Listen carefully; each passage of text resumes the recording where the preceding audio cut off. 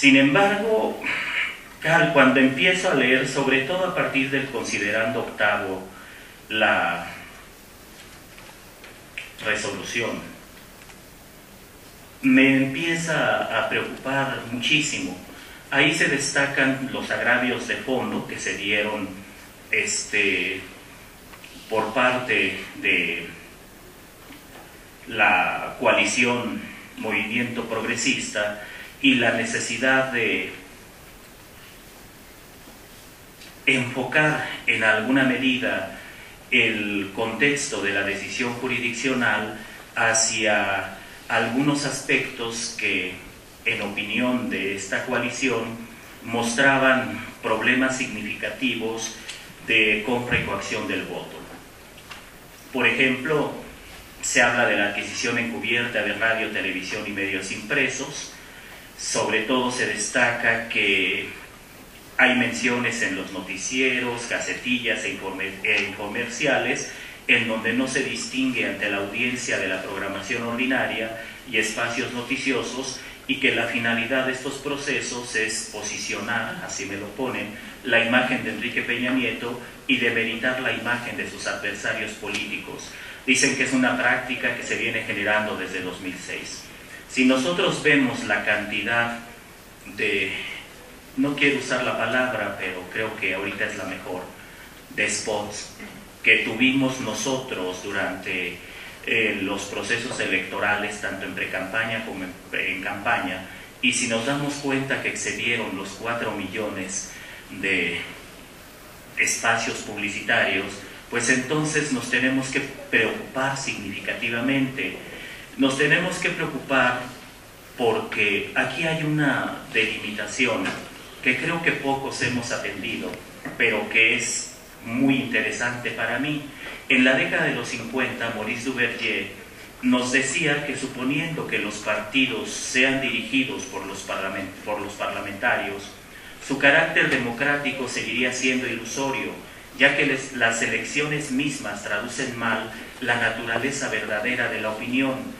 Los partidos crean la opinión tanto como la representan, la forman mediante la propaganda, le imponen un marco prefabricado.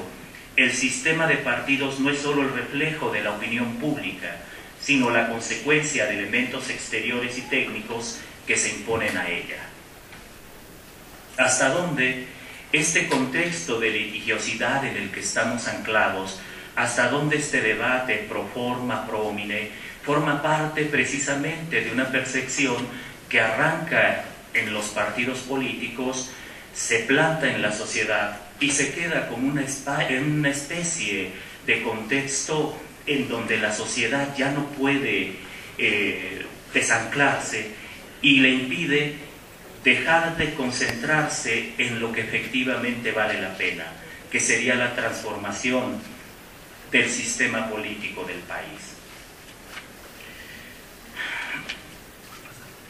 La insatisfacción que se presenta en este espacio y que se vincula precisamente con el contenido de esta resolución, y para muestra puedo citar algunas frases que aquí están plenamente citadas.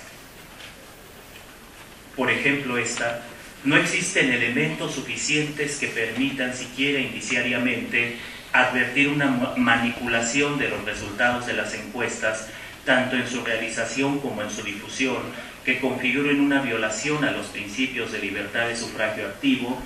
Resultan infundados los planteamientos de la coalición actora. También resulta infundado que la difusión de los resultados de las encuestas en los promocionales de los partidos integrantes de la coalición Compromiso por México sea una evidencia de la manipulación de los resultados electorales. Sin embargo, después me dicen: por lo anterior se rechaza la solicitud de requerir el promocional RB 01259 al IFE, que se exhibió en copia por la coalición actora.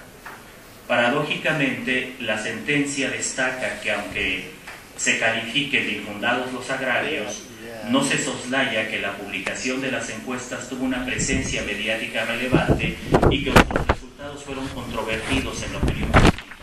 Y esto se ve en la hoja 497. esto se relaciona con el tema de uso indebido de las encuestas como propaganda electoral.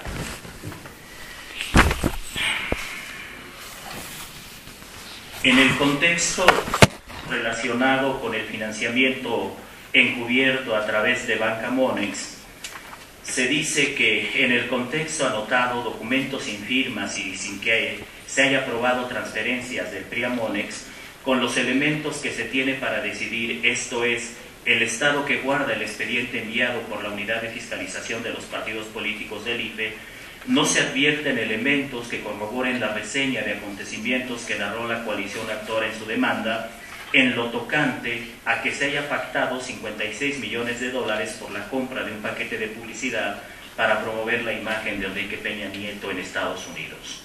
También me dice que las tarjetas no fueron entregadas a ciudadanos en general, se distribuyeron entre los integrantes del partido político, y me dice al final que la Sala Superior determina infundados los argumentos de nulidad encaminados a demostrar que se dio un financiamiento a través de la institución bancaria Monex que se materializó en la compra y coacción del voto, por lo que no puede estimarse que se hayan vulnerado los principios rectores del sufragio. Esto está en la hoja 649. Tengo más ejemplos de ese tipo, pero solo quería citar esos para dejar en evidencia algo. Después del gran contexto pro homine que hay en la sentencia, lastimosamente regresamos al contexto pro forma. Se nos empieza a recetar legalidad estricta, se nos empieza a recetar un entorno de decisiones jurisdiccionales en donde lo verdaderamente importante es la ley y su respeto, no es el respeto de los derechos político-electorales como derechos humanos. Y desde este punto de vista aparece entonces la problemática sustancial, hasta donde el solo hecho de generar transformaciones legales permite superar las deficiencias estructurales que como sociedad tenemos. La sentencia en este juicio de inconformidad SUPJIN 359/2012 nos muestra de manera clara esta dialéctica que se viene generando en nuestra institucionalidad, pero sobre todo nos muestra un problema sustantivo que es el problema de la construcción de la legitimidad.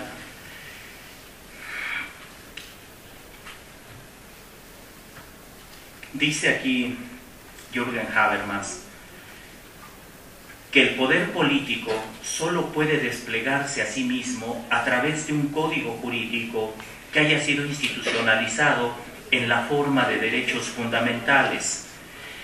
Giovanni Sartori piensa que el poder seguirá en manos de los especialistas del poder, de aquellos que hacen de la conquista y el ejercicio del poder el objetivo primario, sino exclusivo de su existencia.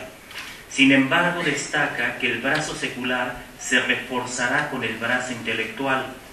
De hecho, así como el político moderno, es así, dice Sartori, como el político moderno entiende y aprovecha la clase teórica como un recurso estratégico.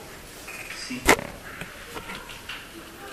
El proceso de juridificación, entonces, no ha de limitarse a las libertades subjetivas de acción de las personas privadas y a las libertades comunicativas de los ciudadanos. Tiene que extenderse al poder político, que es el propio medio que el derecho presupone ya, y al que tanto la producción del derecho como la imposición del derecho deben su fáctica capacidad de vincular. De la Constitución original y del entrelazamiento conceptual de derecho y poder político resulta una más amplia necesidad de legitimación, la necesidad de canalizar a través de medios jurídicos el poder estatal de sanción, organización y ejecución. La sentencia que estamos analizando, como ya se ha destacado aquí, nos muestra precisamente esa problemática. No fue la herramienta sustantiva a partir de la cual pudiésemos traducir la ibris social. Se transformó en una herramienta que generó un conflicto todavía más fuerte.